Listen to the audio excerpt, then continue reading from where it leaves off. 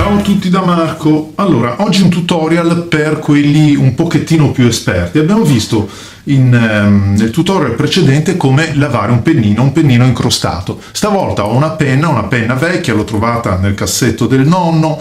Vediamo come funziona. Allora, ho già messo il pennino a bagno, ma non ho avuto risultati. E allora non mi resta purtroppo che lavorare di fino. La prima cosa è staccare proprio il gruppo, eccolo qua, con molta attenzione. Vi ripeto, è un video rivolto a chi è un po' esperto, a chi ha manualità.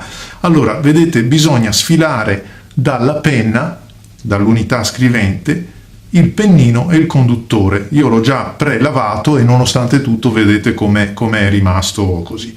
Allora, perché si fa questa operazione? Perché innanzitutto certe volte la parte, quella dell'impugnatura, può essere in oro, può avere delle incisioni di un certo rilievo e non voglio che si deteriori con degli agenti o con l'acqua calda e il sapone, eccetera.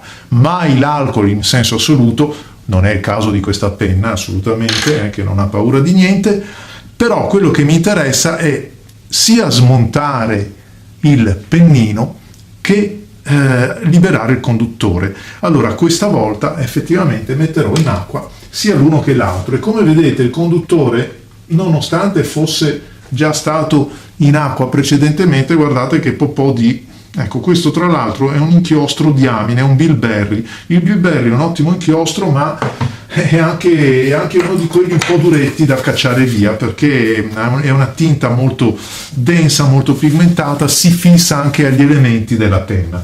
Allora, il problema non è tanto questo. Come vi ripeto, non è una soluzione strana, non c'è nessuna alchimia, acqua tiepida e un po' di sapone tutto al più se volete, e andiamo a vedere adesso come procedere.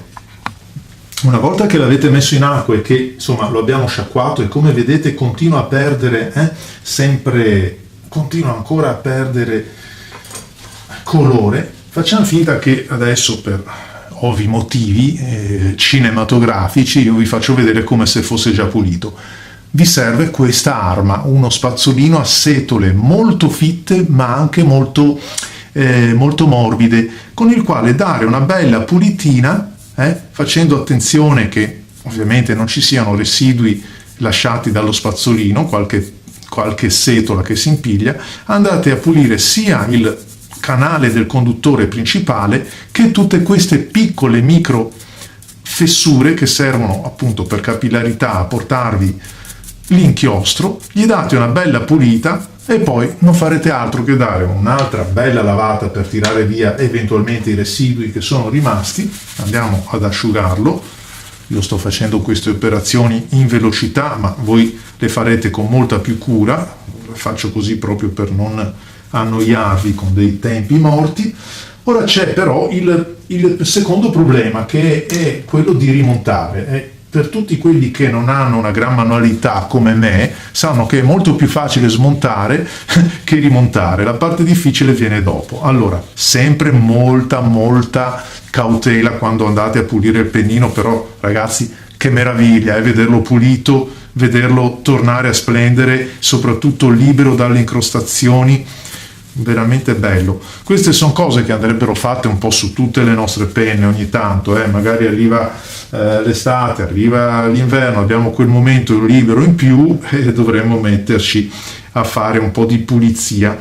Allora, l'accoppiamento, quando lo smontate, vi prego di controllare come è posizionato, dove arriva il pennino. Molte case mettono proprio nella pressofusione del conduttore l'alloggiamento per il pennino, come in questo caso, quindi non si può sbagliare su come posizionarlo. Lo afferrate sempre con una pressione moderata, perché non dobbiamo andare a flettere la parte, a modificare la flessione dei rebbi.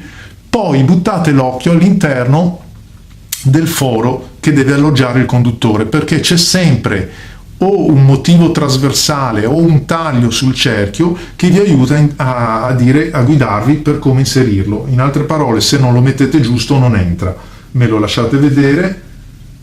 Ok, eccolo qua. Allora in questo caso io l'ho infilato a metà corsa e adesso vado, eccolo là, è entrato dritto e vado a rimontare la mia bella penna, non ci metto la cartuccia ma perché l'ho già fatto e quindi non mi serve. Andiamo a rimontare la penna e stavolta avremo una penna restaurata, fatta come si deve. Eccola qua, è ritornata bella come una volta, è pronta a scrivere e a ridarci tanta soddisfazione. Vi presenterò in un altro video un terzo metodo che si pone a metà strada tra lo smontaggio e il semplice risciacquo, che vi invito ovviamente a seguire. Grazie a tutti, ciao da Marco.